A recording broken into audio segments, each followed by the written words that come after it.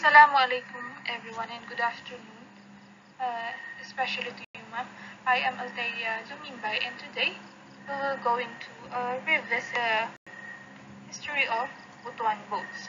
So firstly, uh, the Butuan boats, also known as Balanghay or Balangay, it refers to the incomplete remains of blank boats excavated from about 2 meters of waterlogged alluvial sediments in Barangay Libertad, Butuan City, Philippines.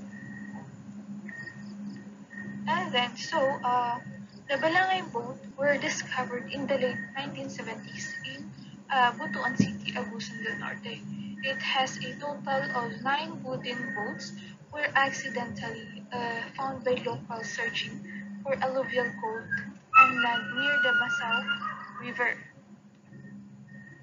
And then, the site was in Sitio Ambangan, Barrio Libertad within an older, dried-up river channel, perhaps a former tributary of the Masao River. The reports say that the remains of between 9 and 11 boats have been discovered by looters along what are believed to be the shores of a former river, all within a 1 kilometer radius, according to Cebrano, 1998, Clark et al., 1993, Ronquillo, 1997, Salcedo, 1998. However, archival